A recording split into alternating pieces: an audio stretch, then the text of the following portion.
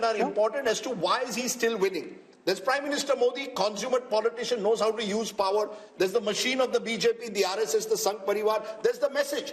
The message, interestingly, look at Mr. Modi's message in the last month since Ram Mandir. He's not focusing on Mandir, he's focusing on Viksit Bharat, talking about infrastructure projects, talking about Amrit Kal. Cleverly knows how to change the goalposts. This is over, let's move on to the next. So the opposition doesn't know what will come next. Number 3. Number 4 is money. Let's be honest, Indian elections, the oxygen of Indian elections are increasingly money. The BJP dominates that space like no other party has done. The Congress may be in its pomp, but that time, the opposition was much weaker. No, but that time the Congress leaders, many of them pocketed the money themselves. There's different structure they are getting for the machine. A lot of the Congress leaders, and you know this well, pocketed. It's not as if in Maharashtra we don't have khoke ki rajniti. Let's not say that. No, but we institutional corruption in the manner in which there was under the UPA, that's not the case. The jury is out on that, but I'm willing to concede that the Prime Minister has made it, ensured that the party comes first at the very top. Not in the case of the Congress, individuals came ahead of the party. Then you have Mandir. I think as the survey is also going to show, Ram Mandir has taken the Prime Minister's own popularity to another level. That's where it comes that, you're crafting a new ideological republic in a way, moving away from the Nehruvian idea to a new idea of a new republic. Who knows, uniform civil code comes next. Then, and I think this is crucial, you have the Mahagathbandhan. You see, you're as good as your opposition is. If you're playing a terrible opposition, which is so badly divided, which has really made no effort to actually build on the weaknesses of the government. It's not as if the government doesn't have weaknesses. Unemployment is a problem. Our survey also shows that. What have you done to build it? You have had 4 meetings of the India Alliance, all in 5-star hotels, or 3 of them in 5-star hotels, 1 in Patna where Nitish Kumar, your convener, has gone. You made no effort to capitalize when COVID management was going wrong, to build a kind of consensus. We need change. You've not offered me a leadership or a narrative to combat Modi. I think that's an important element. You're as good as your opposition is. Finally, and I know, Rahul, this is contentious, the media. Let's be honest, no one has dominated the media space quite like Mr. Modi is. So we've never really questioned, for example, the misuse of the ED in the way that it should be. The poll also shows a number of Indians believe the ED is being misused. So I think Mr. Modi is Teflon-like. All of this comes together to make him almost impregnable, pregnable. And I think, credit to him. It's not easy in today's world to be as popular in 2024 as you were in 2014. More popular, you can say, but it's a combination of various factors. Your popularity is also dependent on how unpopular the other side is. No, but that's not Modi's fault. It's not. If his opponents don't know how to bat and bowl, how can you blame Modi for that? Rahul, who's blaming Modi? I'm giving the reasonings. The reasoning is the opposition in the last 10 years has had opportunities. Demonetization was an opportunity. COVID was an opportunity. You had the chance to question the government in a serious manner. As this poll is showing, the regional parties are holding on to their own. But the Congress has been unable to rediscover itself. So the question will also have to be asked on Rahul Gandhi's leadership at some stage. Surely, Yes. This poll, how long is the Congress going to sort of protect him? I think the biggest problem that the opposition is facing is a face. Who Modi versus who? Is it Mallikarjun Kharge? Is it Rahul Gandhi? Is it Mamata Banerjee? Is it Arvind Kejriwal? So people have no idea. Is it M.K. Stalin? Is it some other, chief minister? So, nobody knows. So therefore, Mr. Modi is having it, very easy. And the survey is indicating at that. If there was a face, if there was a, sort of caste affiliation, if there was issues, talking points attached to it, perhaps the outcome may not have been very different, but there would be something like 2019-like situation. Is he invincible? I mean, at this point of time, can we say that Mr. Modi is invincible? Could the opposition have done anything better to change the mood of the nation? Maybe a better word is unstoppable. Yes.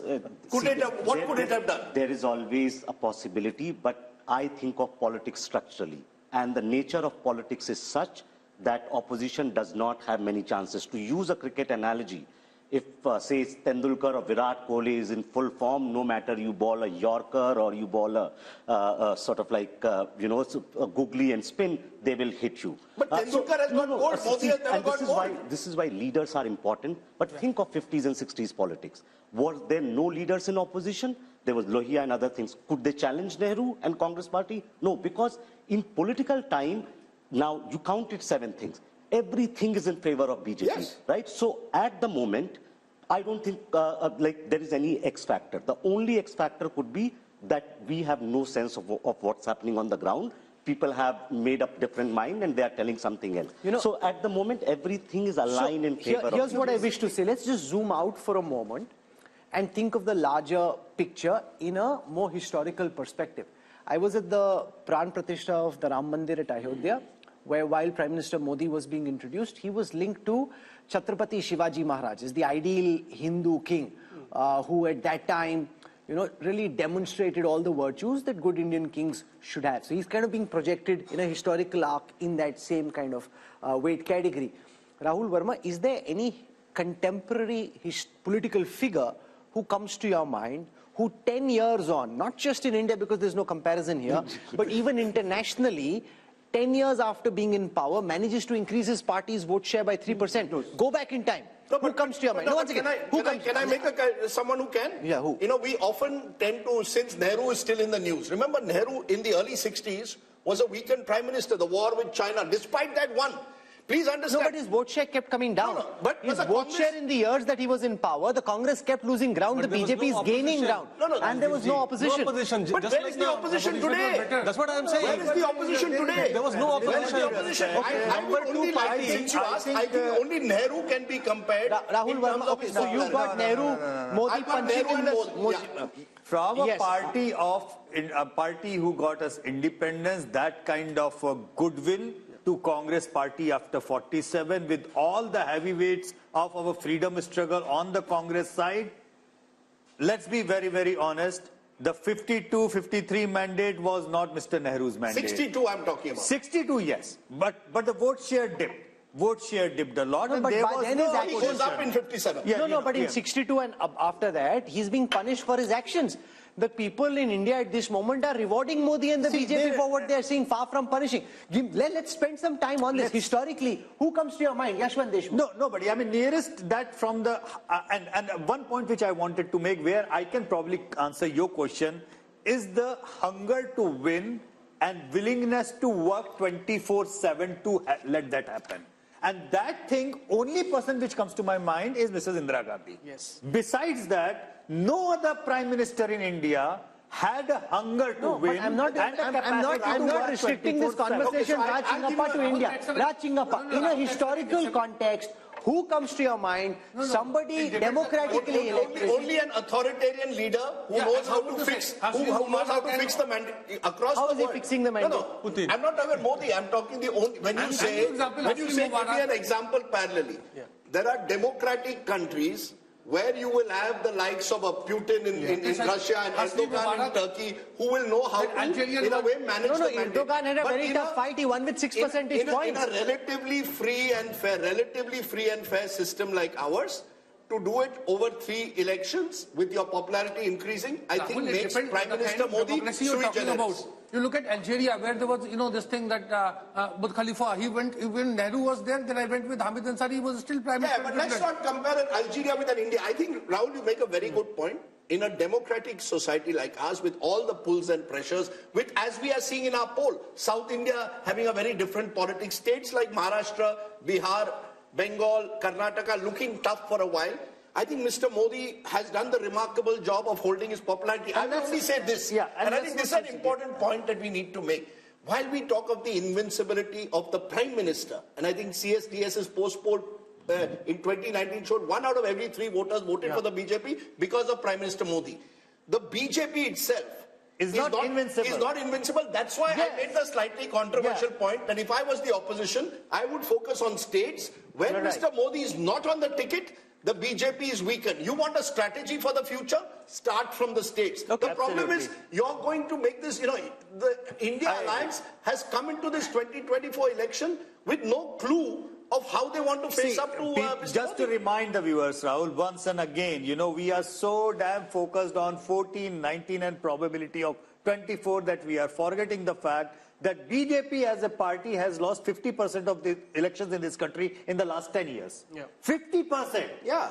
So invincibility of Mr. Modi as an individual, which the BJP is benefiting from, is not exactly the invincibility of the BJP. Number one.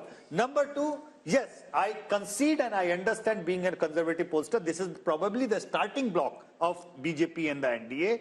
And majority of our polling was happened before the Ayodhya Pran Pratishtha. That impact has to come in, and with the way they are looking out for alliance partners and the way they are going about it, this can only go up. Having said that, if you will ask me if there is any, I don't see a black swan because nobody can predict a black swan, but one red flag, that is the complacency factor. You know, complacency factor was the factor which caused them. Are they looking complacent to you? No, they are not. But what 2004 urban areas, the turnout dropped by 18%, and that caused the Modi is no BJP. Vajpayee. That's precisely what I was trying to say. They have learned their lessons pretty hard, and neither Also, Modi there is is a very- Can I give you a very nor interesting Mr. anecdote now? Bhagwat is Mr. Sudarshan. Sure. Both the factors are remaining. Can I give you a very interesting anecdote? just This one- morning, I was told by an MP, you know, Parliament has been extended by a day. The BJP is going to put out a white paper on what the Congress did over 10 years. क्या जरूरत है अगर 300 seat मिल रहे हैं? What to put white paper? लगता है desperate है. मैंने कहा desperate नहीं है. They want to take that 320, 330 that the mood of the nation is good, because he wanted to know the numbers. 320, 330 to 370, 375. एक दिन भी नहीं छोड़ना है Parliament का. If we can get an extra Saturday in, where all the TV channels for 7-8 hours will talk about this white paper, keep the mahal going. So there is no complacency. On the other hand, it's like a team which has scored 350 runs is sure to win. But things, yeah, last 10 overs में और 100 run करके 450 जाते हैं. Amitabh Tiwari, look at how this 400 par is seeping into the psyche of the opposition. The Congress guests we had today, even Kharge ji in Parliament, they are referring to 400 par. They should be dissing the idea of It's like you have the most forget ideology for a moment. You have the most competent practitioner of the political craft up against the most inept practitioners of politics in the Congress. You are right. That is why when you Rahul, have them go head to head. What Modi did, sorry, Raj, just a quick point. I think one, when you look at what he's done in terms of 370 and 400 for the NDA, he's addressing what the concerns Yashwant was talking about. He has pushed the bar even further, higher and better. So, and today you feel he's getting 303 and we, you know, he shouldn't be getting 400. No, but you heard what Rashid said. The second point. Congress will be happy with this. The second point I would like to make. Ek chota sa point. Yes. You see, the Congress thinks that if India Today and Yashwant Deshmukh are saying 71, it means Congress is well past 100 seats. That's how they're thinking. Yeah. No, I just have a quick addition to this one. You were asking about who else would you... I think Mr. Modi is in a league of his own. And Internationally. Internationally, yes. And see, we are the world's largest democracy. I think we have produced great leaders. Precisely. You may not agree with Nehru or what he did. Come at the hour, it was Nehru. Come at the hour, this time, it was Modi. And I think we must, in many sense, commend that rather than bring comparisons Indira Gandhi. No, so Nehru is one comparison. I'm saying go internationally, Raj, with all the expertise and experience. You see, there, you could get other kinds of leaders who had just held on to power. In the recent power, you can't have any comparison with American presidents because they have to give up their terms in two terms. You might end up with a Putin, Erdogan, and all those. These are not the kind of leaders you'd like to match this. You know, or even Xi Jinping, the other side, right? He's also there, but of course a completely different system. So if you really look in terms of democratic nations, as I said, he's in a league of his own. I don't think we need to bring comparisons. Here's a person, as Rajdeep described, we had talked of leadership. We have to appreciate that. May like him, may not like him. There is something about him that is, you know, converted a nation of 1.6. I think, again, I completely agree with Raj, and just to add to him, see, what sets Modi apart from everyone, that, see, Nehru inherited a party and an organization. Modi also inherited. But BJP was not present in many parts of India as a strong force. What Modi has done in these 10 years has put the party on map in eastern India. In many states where they were in single digit are now running governments, right? So what he has done electorally has basically created that machine which was there, maybe using all kinds of things. But now BJP is a very, very formidable and unparalleled election machine in contemporary politics across the globe. I think that is one of his biggest across the globe, yeah, you know, can I add two more M's? Interesting. One is middle class. I remember Arun Jaitley telling me this 10 years. He says, as India becomes more and more middle class country, he believed that the BJP was there at the right place, right tap to capture on the energies of this middle class. I believe post 1991, ironically, the Congress party didn't capitalize on the zeitgeist of this new India. They went in the other direction when they should have actually taken credit for Manmohanomics, built this middle class constituency. Look at across urban India, and as India gets more and more urbanized, look at BJP's performance across urban areas. Mr. Modi is popular in both rural and urban. We forget the Labharti scheme and the impact that has had, direct benefit transfer, using it to put money in people's hands. But I think middle class has become a core constituency of the BJP, and they've built around that. And whether we like it or not, it may be the elephant in the room to some majoritarianism. Particularly in North India, there is a sense of a Hindu majority. The point you made, a new republic, somewhere it's the Hindu assertion. That also is a major factor. When I add Labharti and Hindu assertion, I don't think you can win an election. But which government in the past, Rajdeep, has spoken of making India a developed country and set a timeline for it? Sure. And actually then mobilize the will and try to build the circumstances which allow us to move in that direction. This is the only other government that I know. Rahul, I want to only put one small caveat, which is there are areas of darkness in this country. Let's be honest. Whether it's the ethnic but there are areas of darkness in the United States. There are areas of darkness in Europe. Rahul, just as I believe the middle class has arrived, unemployment is a serious crisis. It's going to get worse in the era of automation. And education systems will not be able to match what the new market needs. I just agree with you to let's some not say extent. that we've reached there. No, Mr. Modi is offering a dream. Mr. Modi is offering a dream. And making the effort to achieve that dream. And he's offering a dream. He's offering a vision, and he's making the effort to take us in that direction. So it's not as if he's sitting on his laurels. But then aspiration is not just middle class, Rajdeep. Middle class is like 50 shades of grey. Anybody who is not in BPL family is a middle class. Okay. So from lower middle class to middle class to the higher middle class, it's an aspirational class. And he is a person who is showing a vision and a dream that, okay, you are maybe suffering, but what the India which I'm trying to make will be a great India for your kids, your grandchildren. And he's working towards that. But then tell me, if this was also perfect, the double engine, as we saw in certain states, doesn't work. I think India is too complicated to reduce it to, Modi's captured the attention of all of India in every election. That's why he's captured it in a presidential style. In elections, increasingly are presidential at the national level. Mera leader kaun hoga? Mera prime minister kaun hoga? Mr. Modi, with his consummate abilities as a communicator, and the point I keep making, Rahul, which Prashant Kishore also now makes, Mr. Modi's been around 50 years in politics. He's seen various, these black swan events, you're able to conquer sometimes through your past experience. It's like a journalist. If you've been 40 years, we can do live program. Pehle saal, it was a struggle. Mr. Modi's been there. He's done the hard yards. Let's give him credit. He's been in power since 2002. He's been in power for 22 years, and that gives him experience of hand.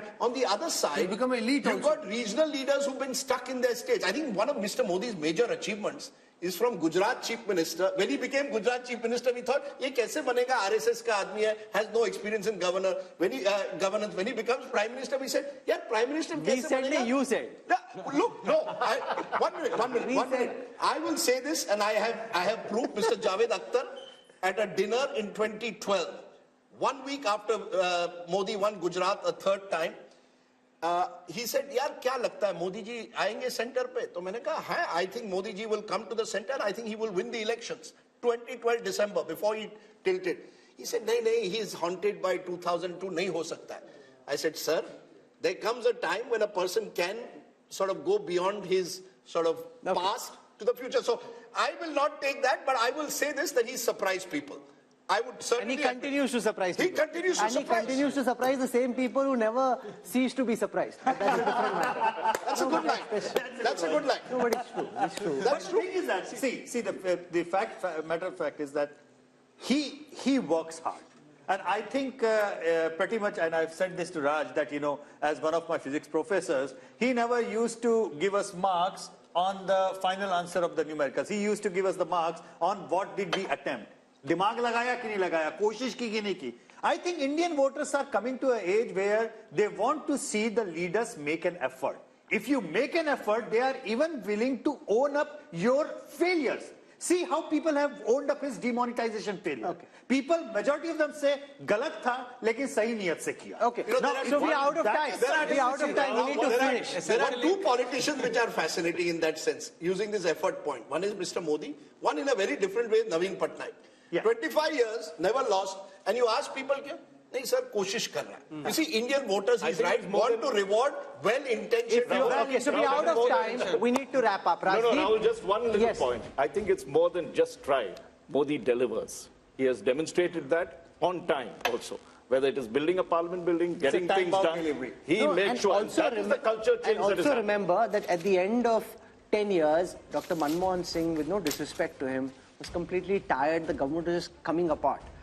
Even Vajpayee ji, at the end of his 6 years, was very tired. He had to say, "Na tired, na retired." But the government wasn't energetic. Prime Minister Modi continues to stay as energetic, as pumped up. Where people around, and I've seen younger officers, much younger than him, and at New York, at the yoga day, I asked one young officer in his team, "Arey, tum kyun nahi kar rahe?" "Arey, nahi, unme zyada energy, hum mein kam." So, that's like people half his age. Okay, so Rajdeep, before we wrap up, if you were Modi, what song would you be singing tonight? What's that song that Shah Rukh Khan had? Number one. I don't expect me to know. What is Does the song? anybody else know? Batao, I'm the best. I'm the Achha, best. I'm the best. I'm the best. Koi hero yahan, koi zero yahan. I'm the best. Look, If you're Rahul Gandhi, what song are you singing tonight? you're putting me in trouble because Gana you want, batao. Ye kya hua, kab hua, kaise hua. Look, there are lots of songs. But look, seriously, I hope for the Rashid sake... has another song. Can I though say something? For the sake of You have Indian... one. Okay, Amitabh Tiwari, 1 second. If you अपना are... time आएगा हाँ, बिल्कुल. Yeah, that's अरे it. भाई advisers बता रहे हैं उसको यही अपना टाइम आएगा Rahul, he sounded like Devendra Yadav. Look, let's not rule out He's sounding anything. like Devendra Yadav.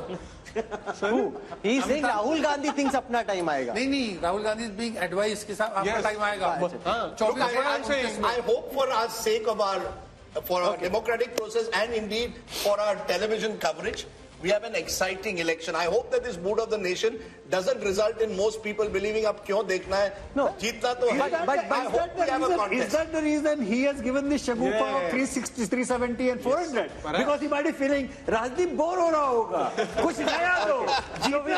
We're out of time. Something if you look at the numbers across social media, across digital, across television over the past 4 hours of programming, I can see that there is interest. So Rajdeep may be feeling slightly, there's no fun over here. There's a lot of excitement, buzz around the India story, a lot of excitement about the Bharat of the future and around these poll numbers as well. I think that will continue through. So I think Rajdeep's earned his dinner, sung for his supper. Sung for my supper. India has been modified, it appears, as per the mood of the nation.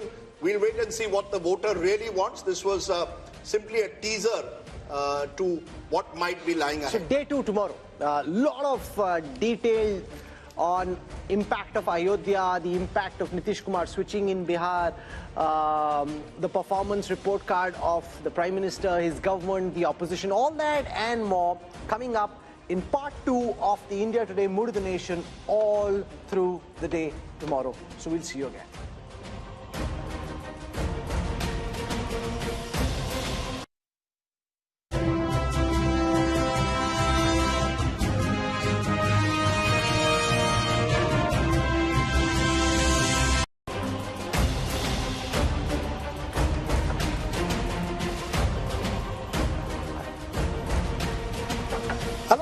You're with the India Today Mood of the Nation biannual survey brought to you in partnership with C-Voter, which has done this comprehensive nationwide survey at a time when all eyes are on the big question: who will win the general elections of 2024? That's the question that we're going to answer in a detailed manner this time, but not just the big picture. We'll be going state by state to bring you all the results you've been waiting for. This is the last Mood of the Nation opinion poll before the general elections of 2024, which is what makes this that much more important, and so much rides on the results of this Mood of the Nation opinion poll. Let's introduce you to our guests who are going to join us over the next several hours as we bring you the results of the Mood of the Nation poll. I want to start by introducing Yashwant Deshmukh, lead cephalogist at C-Voter.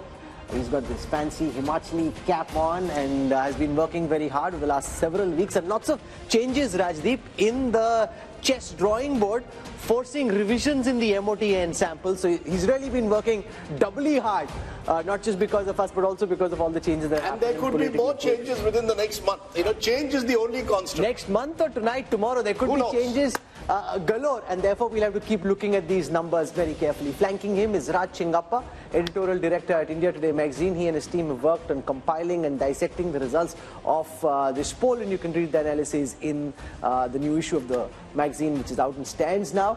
We've got Amitabh Tiwari, who's joining us, political analyst, and to our left we've got Rahul Verma. Rashid Khidwai joins us, and we got Sanjay Kumar from CSDS. So this is really as sharp a political panel as can be, and I'm discounting myself. And no, I'm keeping Rajdeep there, discounting myself, but a very sharp panel on this. So what we'll do for a moment is take you through the methodology adopted by C Voter for this poll, and then we'll go state by state in getting you the results of this poll. So this Mood of the Nation opinion poll was done between the 15th of December and the 28th of January. Largely, some polling happened later when there were specific changes like there were in Bihar, but largely between the 15th of December and the 28th of January. For this poll, the sample size was 35,801. But C Voter, as our viewers know by now, has a continuing tracker sample. So that adds 1,13,000 interviews to the Mood of the Nation sample, giving us a robust sample size of 1,49,000 for this sample and the tracker that's been going on between the 15th of August and the 31st of January. So there's a 3% plus minus margin of error at the micro level, and Yashwant claims he has a 95% confidence level. So that said, Rajdeep, let's now dive straight into the numbers for Uttar Pradesh. Okay, let's go state by state, and we are starting with the state of Uttar Pradesh, because remember, generally it's believed all roads to Delhi lead through Lucknow. That certainly to some extent has been the case in 2014 and 19, given the domination that the BJP has had in the Hindi heartland. But let's take a look at what the Mood of the Nation poll is saying. First, let's take a look at vote share, because vote share will give you a sense of where the parties stand. And what we are predicting at the moment is a 52% vote share for the NDA, which means that the NDA is actually up from last time. They're even higher than they were in 2019 when they did remarkably well in that election. The India Alliance, and presumably this India Alliance includes the Congress, the SP and the RLD as of now. The RLD could well switch sides. Therefore, at the moment, they're at 36%, up 10% last time, but they have lost the BSP, which was in 2019 with the Samajwadi Party, and others 12%, primarily the Bahujan Samaj Party. But the key thing is, how does this translate into seats? That's the difficult task that Yashwant has undertaken. The seats, what would the seats be in the 80-member UP Assembly? And just take a look at that. The NDA goes up from 64 to 72 out of 80. It's a gain of 8. So NDA, BJP holding rock solid in the saffron heartland in a way. The India Alliance 6 to 8, so only a marginal increase, and that's divided between 1 for the Congress and 7 for the Samajwadi Party. Others are completely wiped out. The 10 last time were the BSP. So Rahul, the first big numbers clearly show the BJP holding its own in what's become its bastion. And if the BJP is already at 72 in the way the state plays right now, Yashwant, the most important question is, now that RLD is very clearly in talks with the BJP, if Jayant Chaudhary was to join the NDA, where could that 72 reach? Well, I mean, of course, it will impact minimum number of 2 seats for sure. But it's not just about how many seats that RLD is contesting and they are likely to win. It's also about the overall impact of the Jat voter consolidation in the entire Western UP, and not just Western UP, but across in other states which have a significant number of Jat voters. So that, having said that, Rahul, let me be upfront about this one. And me and Raj discussed this so many times about the numbers of the seats and everything. You know, I am a conservative pollster. And I find it very difficult to tell people that, you know, why are these others or other NDA numbers or non-NDA numbers coming up even when you have NDA or BJP crossing 50% of vote? That is simply because of the probability. When you say any party is there in that particular region, even if you cross 0 to 1, in UP with 6 regions, you end up with 0 to 6 kind of range. So it's also a question of probability. Otherwise, this number with this kind of a vote share could end up anywhere. So you're saying it could be 80 also? I will not say it cannot happen. No, because he's sitting on 72 and he says, I'm conservative. No, it is a possibility. It can't be ruled out. But let's, we are T20 style today. So I'm going to ask all our panelists quick responses because we are going through the entire country. Raj Chenkappa, Uttar Pradesh, as I said, the road to Delhi reads through Lucknow. If this is the result of Lucknow, clearly the keys to Delhi are in the hands of Prime Minister Modi. No doubt Uttar Pradesh is the bellwether state, and if it is showing the kind of results that the India Today C voter poll is showing, the BJP is on its way. I would only like to point out a little bit of history because the Prime Minister Modi had said he'd want to win 405 seats and for the BJP 370 seats. So if you look back, the only person who did that was Rajiv Gandhi, who won 405, and of course subsequently it became 414 when Assam and Punjab were added on. And at that time in UP, that was the undivided UP, I think the Congress won 82 out of 85 seats. It was a sweep.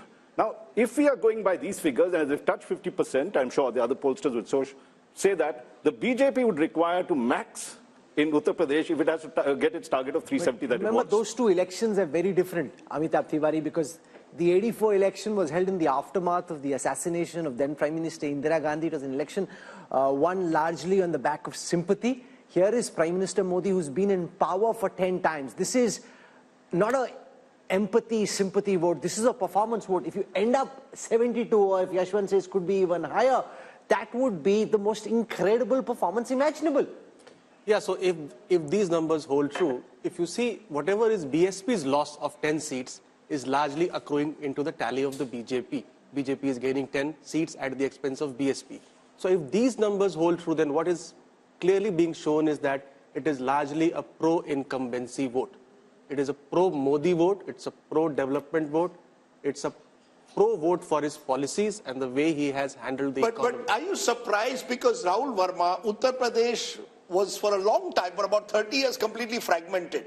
Now suddenly, since 2014, the BJP has come to dominate the state, 2 general elections, 2 assembly elections, and now you could have a 3rd general election. Is the BJP therefore entering into UP much like it was in Gujarat, a completely dominant party, 50% more, 50% vote and more, suggests a dominant state? Absolutely, Rajdeep. One reason for fragmentation in the 90s and early 2000s was that there were at least 4 credible players that were present.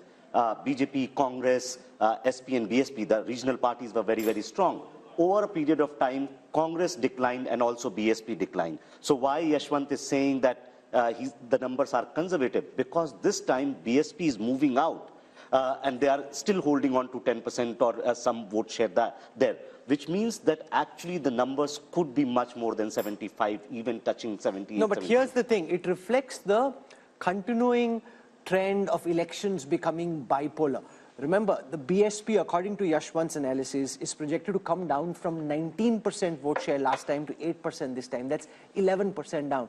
And this is a party which in 2007 had won 200 plus seats. So that just shows how the BSP has ceded ground to now become a rump. 8% Sanjay Kumar for the once mighty BSP just shows that for time to come, elections in UP will be BJP on the one side and Samajwadi Party on the other, with a much weaker Samajwadi Party against a much stronger BJP. Rahul, we need to understand why elections are becoming bipolar not only in UP but in Bihar and many other states.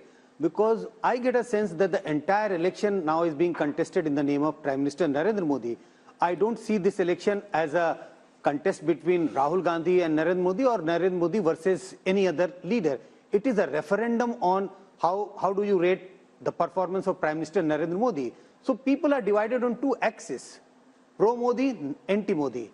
And you see the election becoming bipolar on this, not on the issues, but largely on this factor. If you are on pro-Modi side, you tend to align, your party tend to align with NDA, and if you are anti-Modi, you tend to align with the UPA, or if you're not able to align with the UPA, then you go alone. But that is what is happening in UP. But where does this lead, therefore, the India alliance, Rashid Kidwai? Because you've got a situation where you are tying up with the Congress and Samajwadi Party tying up. We still don't know how the seat distribution will take place. But when they look at these numbers, there'll be a sense of hopelessness almost, particularly if Jayant Chaudhary also leaves the alliance. Even if Mayawati, was to come on their side, which seems unlikely in a few weeks' time, either way, India alliance is starting this race with one hand tied behind its back. Yes, Rajdeep, there is a total sense of despondency, but I still think Mayawati is the biggest insurance policy that BJP has in Uttar Pradesh. Imagine this 8-10% vote going to India alliance would have made material difference. And second thing is how many Gandhis, three Gandhis, Rahul, Sonia and Priyanka, how many of them are going to be in fray? Because unless they contest, and same applies to Samajwadi Party, Akhilesh Yadav and Dimple Yadav and all those people, credible people. So what's your sense? Will any of the Gandhis contest now? I think they are looking for Rajya Sabha route. At least one of them will get into Rajya Sabha. No, but I don't agree with Rashid Kidwai. He says BSP joining the India alliance makes a difference. Even if I add 36 and 8, that's 44. Up against 51 for 52 for the NDA, it still leaves them 6 short. No, but even if there is perfect transfer of votes, even if there is perfect transfer of votes, which we saw in the last elections when they were both stronger in the BJP, not as strong, it still didn't make a difference. Look, Rahul, BJP is the dominant party of UP. There's no doubt about that.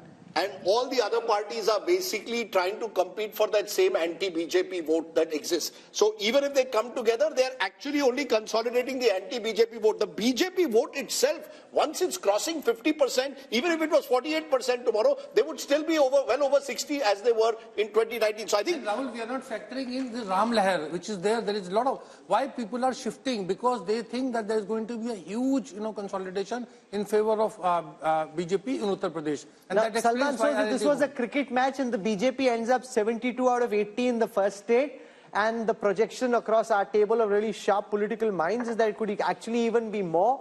Then, the Congress and the India alliance are out of the race even before the race has begun. Shehzad can say, okay, thank you very much, I don't need to do the talking. Modi is doing the talking for me. Rahul, no game is over till it is totally over. So I know this is a very disappointing save for the India alliance, but I must say that despite all the advantages that the Prime Minister and Amit Shah and BJP have built up over these 10 years or so, they're still pretty much at 50%. The opposition has not been able to come together as we need to defeat this power so far. But the election is not over. The election is going to be contested in UP and all over the place. And by the way, I know you people said something about the performance. This is a performance election. If this is a performance election, I want to ask you. I want to ask the people of UP, for example, that until 2014, UP's economy was larger than Tamil Nadu's economy.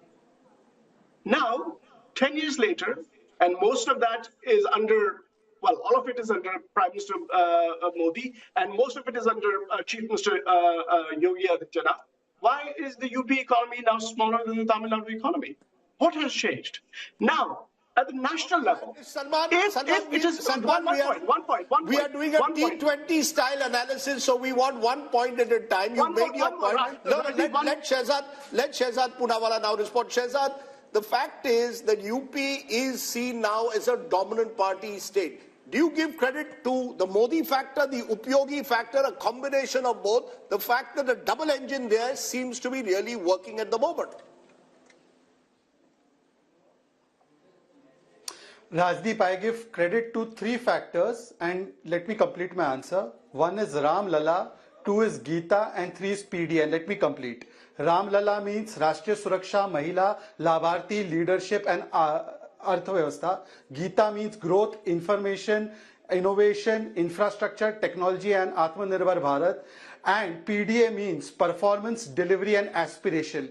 Today, Rajdeep, Modi ji and Yogi ji have converted the vocabulary of people like you from anti-incumbency to pro-incumbency, where even the most critical cynics like Yogendra Yadav and Rajdeep Sardesai in the Democratic newsroom also have to say that BJP ko सबसे ज्यादा number मिलेंगे ही. This kind of conversion happens when time after time the people see the leadership and the performance of the party on the ground and overall, because we have a mission and a vision. We are not people of commission, corruption, ambition and family profession, and therefore I give credit to Ram Lalla, Geeta and PDA.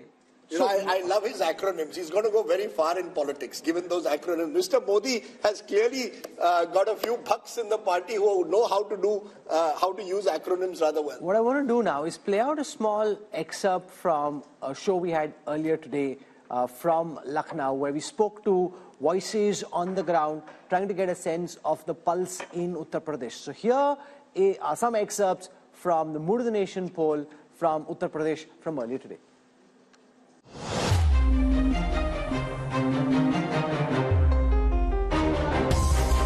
Joining you from the city of Lucknow, and once again, if political cliches could hold true, nothing. विपक्ष की जल गई है एकता की रस्सी, इसलिए Bhajpa UP में जीतेगी 80 में 80।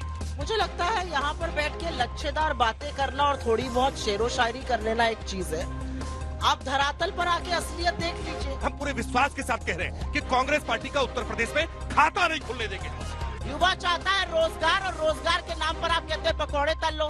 केवल भारतीय जनता पार्टी है जो बढ़ती हुई दिखाई दे रही है, बाकी सारे राजनीतिक दल आपको गिरते हुए दिखाई दे रहे हैं।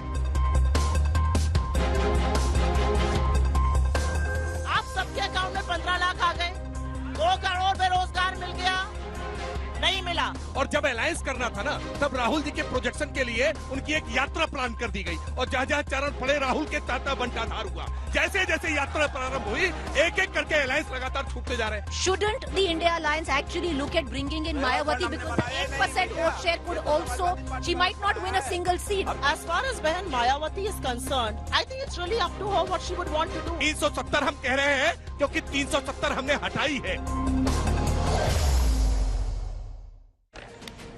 I want to come now to the state of Punjab, and just keep in mind that the numbers that you're about to see assume that the Aam Aadmi Party and the Congress will find a way of fighting together. But this is a state where AAP and Congress are 1 and 2, and whenever two parties are 1 and 2, they typically find it very difficult to be able to distribute seats amongst themselves. Between 2 and 3, it's much easier than it is between parties that are 1 and 2. But since that's the way it is seeming on the surface, that's the calculation that we're about to show you. So here are the numbers for Punjab. I'm going to start by taking a look at the vote share numbers first. The BJP had 10% vote share in the previous Lok Sabha elections.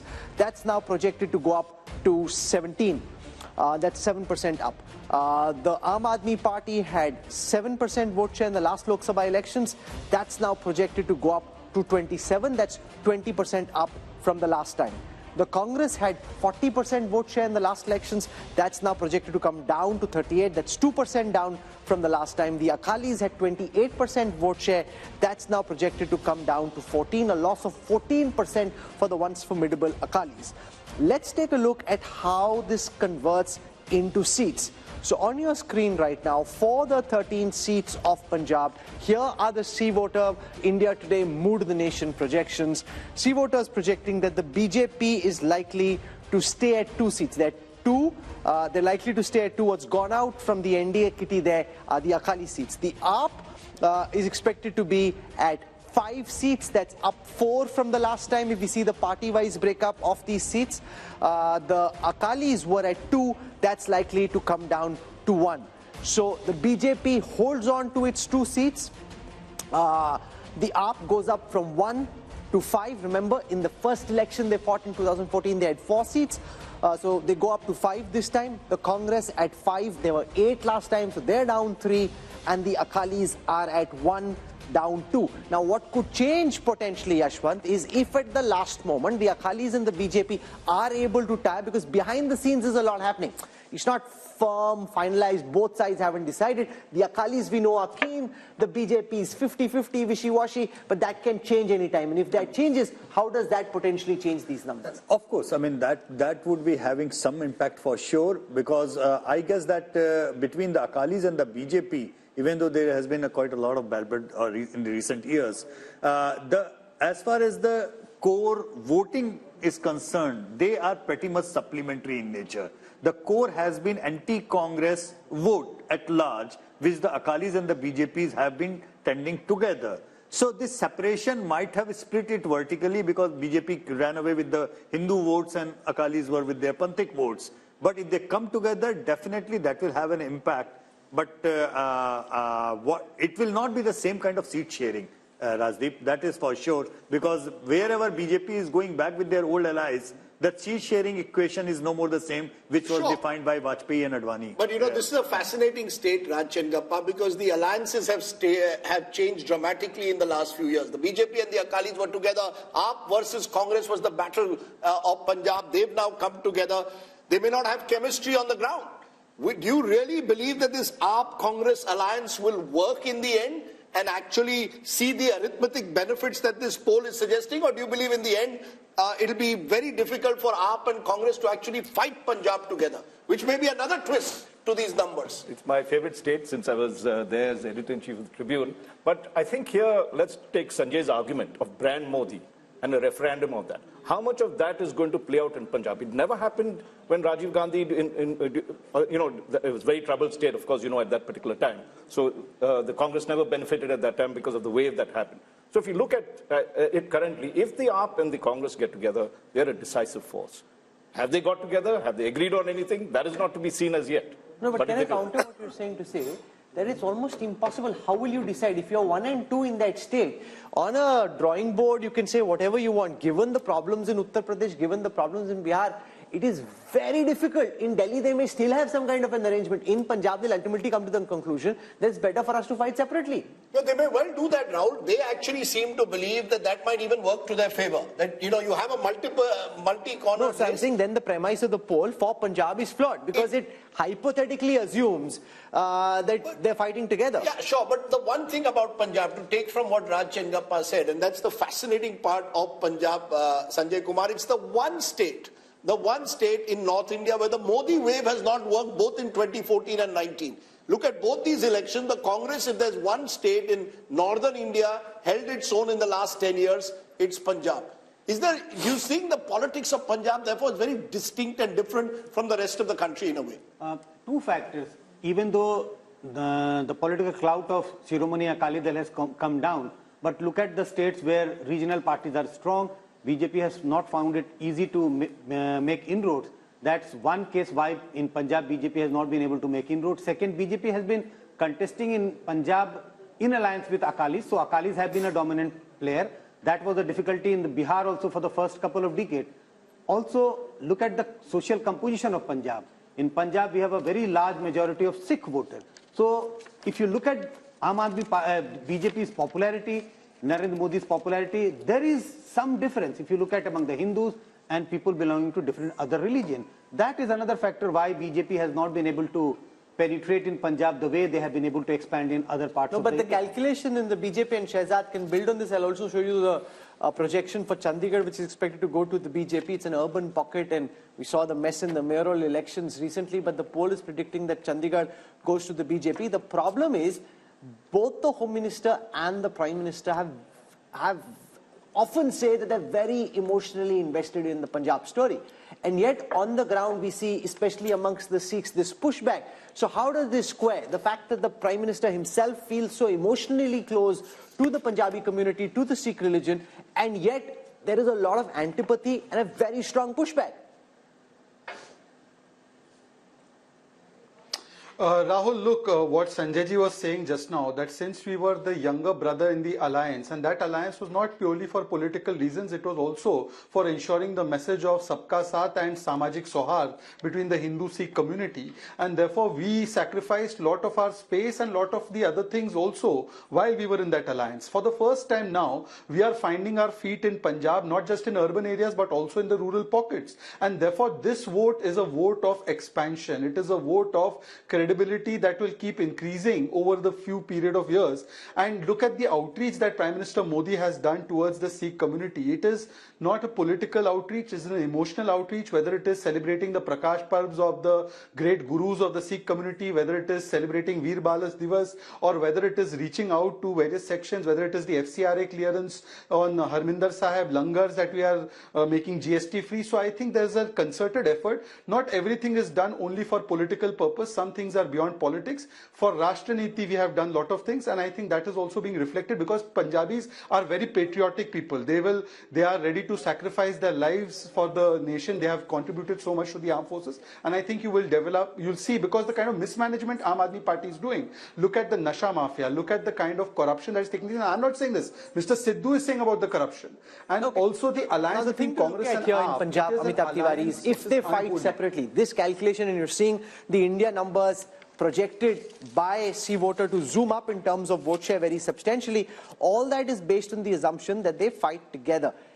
If they don't fight together, and if this is the base where Akalis are at 27% vote share, up 20 from the last time, Congress is at 38% vote share, down 2 from the last time, up at 27, up 20, Congress at 38, down 2, Akalis at 14, down 14. How could Punjab read in the absence of this alliance? See, Punjab is the hotbed of anti-center politics. So even if AAP and Congress do not form an alliance, and unless the Akali Dal forms an alliance with the BJP, these numbers could still hold. So unless the Akali Dal ties up with the BJP, I don't see a substantial difference in the numbers, because the politics itself there is anti-center. Hindu being the majority in the rest of the country, but being a minority there complicates the political dynamics there. And you know, it's interesting to look at this, because if we turn to the next state, because I think these two states reflect just how India's map is so complex. Just turn to Delhi, not too far away from Punjab, where again the Congress and the AAP are trying to tie up. Just look at how the numbers stack up in Delhi. 7 seats on offer, but the national capital is often a barometer of what tends to happen across North India. Take a look at vote share. As per this, in Delhi, even with the Congress-AAP alliance, you have 57% vote share going to the BJP and 40% to the India alliance of the Congress and AAP together, others 3. How does this then translate into seats? 7 seats in Punjab, in Delhi, all 7 went last time, remember, to the BJP. All 7 will go back to the BJP as per this poll. So that takes off from what Amitabh Tiwari just said. Punjab is almost sui generis, Rahul Verma. There, if the Congress and AAP tie up, they do very well. They tie up in Delhi, where the AAP is in power again, and yet it's a clean sweep for the BJP. Does this reflect urban mindsets and Delhi mindsets versus the anti-center mindset, as Amitabh put it about Punjab? Yes, a little bit, Rajdeep. That Punjab, the demographic composition is different. It has always had an uneasy relationship with the center, even when Congress party was in power in 1970s and 80s. But you have to also understand that this alliance in both Delhi and Punjab is not easy. Because in Punjab, Aam Aadmi Party feels that they can gain these seats even without the Congress. So you've seen Chief Minister of Punjab making statements that we don't need to have an alliance. And in Delhi, even if they come together, they will not be able to make any dent. No, but why not? Why, you know, the reason is that Congress explain why the Aam Aadmi Party in 2 consecutive elections has swept Delhi, but the BJP has swept Delhi in Lok Sabha. So BJP continues to hold 40% vote share in Delhi, no matter which election is happening. Congress gets 25% when Lok Sabha happens, but when Vidhan Sabha happens or MCD happens, Congress comes down below 10%. So that entire Congress vote, which is in Lok Sabha with them, actually shifts with the BJP. So AAP continues to be around 45 to 50% in assembly elections. But in Vidhan Sabha, BJP gains. No, my view is it's the Modi factor. You know, what seems to be is that the Lok Sabha elections, you look at Narendra Modi. When you're fighting a state election, you look at Arvind Kejriwal. That's happened 2 elections in a row. And it seems, as per your numbers, it's going to happen again. It's a split vote, Rajdeep, and it's happening across India, across all the states. Honestly speaking, each and every state if you look into the vote share of the last assembly and the last Lok Sabha in together, you will see somewhere between 10 to 25% of jump in favor of the BJP whenever the Lok Sabha elections are there. However, in case of Punjab, I must mention this because it's an important and critical point to add. In the last 10 years, in our daily tracker, there are only 3 states where Rahul Gandhi as an individual leader has scored over in popularity over Narendra Modi. 3 states all across India. One is Punjab, one is Tamil Nadu, and one is Kerala. And they have been like that. But one critical thing is, 10 years back, the gap between Rahul Gandhi and Narendra Modi was so huge in all these 3 states that it was a one-way traffic of sort. But over the 10 years, this gap is reducing and reducing and reducing, and it used to be in double digits. Right now, it is in single digits. But you know, the split vote, I think, Rahul, is going to become more and more important. Voters seeing Lok Sabha very different to Vidhan Sabha. And Salman shows that's your big problem in a way. In Delhi itself, in the heart of the national capital, even if you tie up with AAP, it's the BJP that sweeps the election. That suggests to me that that voter is giving a huge bump to the BJP the moment it's a Lok Sabha election and Mr. Modi is on the ticket. No, I look at it a little differently. What I'm seeing is, if this data is correct, and I have no way of knowing whether this is or this is not, we'll find out during the elections. But the Congress vote share is coming up in Delhi because people see, many people remember the governance that Congress has delivered to this country. And that is why I think you see the vote share coming up when it comes to national level politics. Why that doesn't happen with your state level elections? I don't know what you're saying, Salman Bhai. From 23, it's gone up to 25. That's up 2 up. From 18 is down to 15. That's down 3. BJP was at 57. It's at 57. So you're clutching at straws, really. Rahul, I was talking about the comparison with assembly elections. Somebody said that, during assembly elections, the vote share goes down, and during parliamentary elections, it has come up. So clearly, people do remember that the UP at times are very good, and why should they not? I mean, the per capita income of this country... No, 1 minute, sir. You're still 32% behind the BJP. Rashid Kidwai, this is the problem the Congress is facing. When it comes to a Lok Sabha election, Mr. Modi is on the ticket. It appears that the Congress is not preferred to the BJP. We've seen that direct BJP-Congress fights. The Congress loses out now. Even in an alliance with AAP, they may lose out in Delhi. Yeah, but Rajdeep, Delhi's story is very simple. It is due to Muslim vote that swings. In assembly election, Muslim vote tends to favor Arvind Kejriwal's party, and in Lok Sabha election, it favors the Congress. So that is why there is a kind of mismatch. And when we talk about vote share, we must look at each and every constituency profile, and that's where it matters. So even if some parties may be 40% plus, another party is 57%, in 7 Lok Sabha seats, the results may be slightly different. So vote share. So you make an important point. In a seat like, say, Chandni Chowk or in East Delhi, absolutely, where the minorities are in big numbers, Rashid Kidwai's argument is, and that's where we can go across to Sanjay Kumar, that as far as the state is concerned, it may still be 57 versus 25 and 13, but in that concentrated pocket, it may help this alliance, if it comes together, put a tighter fight in 2 seats, at least East Delhi and Chandni Chowk. This is a possibility, Rahul. I don't rule out this possibility. But if we are looking at on one side 57 and on the other side it is, say, in the 40s, 42, 45, 46, this is huge gap, makes it impossible that there are chances of close contest or a reversal in a couple of constituencies. The real story is the BJP, which gets about 38 to 40% in Vidhan Sabha, goes up to 57 in Lok Sabha. Abhi to Vidhan Sabha ki baat hi nahi kar rahe. No, that's the story. No, but that's the story.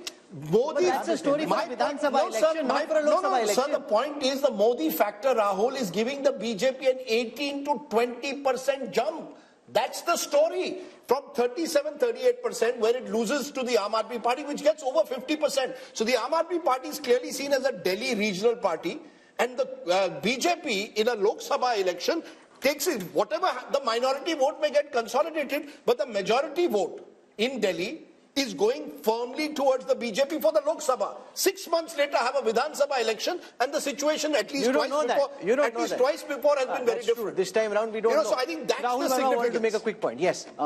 2 things. One, the minority factor will come into play only assembly elections, where the assembly constituencies are smaller, and then you have enough number which can swing vote. Even in Chandni Chowk, you don't have 50% Muslim population, which can suddenly turn the seat. And besides, after delimitation in 2008, the entire composition of these seats have changed. Actually, in Delhi, there is not even a single Lok Sabha seat now which can say that, okay, minority votes are the decisive vote here. Earlier, the Chandni Chowk, before till 2009 elections probably, that was the probability, but after 2008 delimitation, no, but in Delhi, if AAP and Congress are on the same ticket, it does make things more exciting. It does, certainly, absolutely. It makes could still be 7, but having said that, you know, it's also the fact, you know, Rajdeep, Sheila Dikshit ji was very clear, very clear that if Congress has to revive, they have to make sure they do not go with Aam Aadmi Party. Without you know, that's how. Is also clear. So she has been very clear. So I really think, Rahul, the story which we must stress is this Modi factor. Because this kind of split verdict. But you're sounding surprised about it. No, because it's nowhere else in the world. You see, go across the world. A Republican state will vote for the Republicans, both for the Senate usually and for the presidential election. In India, you're seeing it now in 2 consecutive elections. For Delhi, we want Arvind Kejriwal, but upar hamare liye Narendra Modi. And you're going to see it across the country. Because America doesn't have a Modi, that's why. I don't think it's as simplified as that. I think the Indian voter has very consciously decided who I want for Chief Minister and who I want for Prime Minister. And I think it is fascinating because I don't think, as I said, I don't know any other country in the world where it happens. No, we make too much out of this, and this is my personal opinion. There is only 15 to 20% of vote which swings here and there. That's a lot. No, but in only couple of states, except Odisha, except Delhi, do you see a split verdict of this kind? Yes, Karnataka. You see Karnataka in election after election, you vote for one party in the Vidhan Sabha, you vote for another party in Lok Sabha. I'm willing to have a small wager that there'll be another half a dozen states where this will happen. Can you bet like now, after Congress winning Karnataka in 2023, Congress is going to do same way as it done in 2019? But I met a Maharashtra leader yesterday. He said, we have put all our eggs, a Maharashtra Congress leader, we have put all our eggs in Vidhan Sabha. I said, what about Lok Sabha? He said, Lok Sabha madhe Modi aahe. Please understand. That's how they are seeing it. Here's the reality on the ground. 2019. Madhya Pradesh, Rajasthan, Chhattisgarh. Let's come to Madhya Pradesh and Rajasthan because this is a fascinating political adda, and if we go on, we can be here all evening. So I want to come now to Madhya Pradesh and take you through the numbers. We need to just step on the pedal a bit so we can go, otherwise we'll be here all evening. So in Madhya Pradesh, the BJP had 28 seats. Apart from Chhindwara, they won 28 out of 29 seats. This time, they're expected to come down to 27. The India Alliance had 1, expected to go up to 2. This is as far as votes are concerned. 58% last time for the BJP, same this time. And the Congress's vote share, 35 last time, expected to be 38 this time. So basically, you're predicting that one other seat could possibly go away from the BJP and one extra seat could get added to the Congress. I want to quickly go across to Rajasthan as well. From Madhya Pradesh, we'll take vote share first. The NDA had 61% vote share, the BJP had 61% vote share, this time 59. The Congress had 34, this time 35. Let's quickly see how that converts into seats. No surprises here. If that's how big your lead is, 59 plays 35 in a bipolar election, it's a clean sweep. So they're holding on, Yashwant Deshmukh, 2 areas where they shouldn't lose. You know, all these complicated, really detailed, finesse, nuance graphics that we have on the election intelligence dashboard, they're not going to be of any use. If this is how one-way the traffic is, then what's the point of all the finessing? Well, you know, I was just trying to give what Rajdeep was saying. I will just give a term to it. I call it Modi dividend. There is a clear cut, on an average, 15 points Modi dividend as far as the Lok Sabha election is concerned. And the split vote, ironically, you know, I coined that term in 2004 while explaining why Vajpayee's popularity did not translate into votes for the NDA in 2004, because there was a lack of a split vote. And since then, we have seen slowly and steady, the number has been increasing. While Rahul is correct that, you know, in many of the states, it is not very clear cut in that way, because in many states where BJP has been absent, their split vote also to take them across a threshold of 30% wouldn't come. Like say, for example, Kerala. Kerala Vidhan Sabha election, BJP goes into single digits. In Lok Sabha election, they almost touch 20%. But can I just make a point, and Raj, I want you to come in on this. When BJP swept states like Rajasthan and Madhya Pradesh in 2019, we called it the Balakot bump. That post-Balakot, Mr. Modi had taken over the entire space. Now, even without Balakot, the fact is in both these states, the BJP is holding its own, sweeping Rajasthan as per this poll. 27 out of 29 in Madhya Pradesh. In Rajasthan, there was a close contest just a month ago. And yet now, Lok Sabha, it appears it's the BJP all the way. What explains it? So we can even throw Balakot probably out of the equation. Just say there is the Moditwa factor. If you look at it, and if you ask somebody, even in Delhi or in Madhya Pradesh, who would you really want in the center? I mean, that's the question. And that answer is a very logical answer that voters would give. I would gather in Madhya Pradesh as well, who is the Congress projecting for them to vote for? As Prime Minister? As Prime Minister. Whereas you have Modi, and he has performed well. The state has rewarded him well. And I think here, if you look at it, just to make a larger point, there has to be a saffron wash, what I call a saffron wash, in about 6-7 states for the BJP to get to its 303 or 370. Madhya Pradesh is one of those states. It lost 1 seat last time. And there's a whole cluster of states where their vote percentage is 50% or more. I think, let's take the seats, 223 seats or so, where their margin is so big, over 5 lakhs or something, that they will win. Madhya Pradesh is one of those states that's there. So there are 2 points I'd like to make. One is what you were saying earlier, that the Modi factor will work very, very strongly to dispel any state kind of resistance that is building or any Congress support that could move towards Rahul or anything that's there.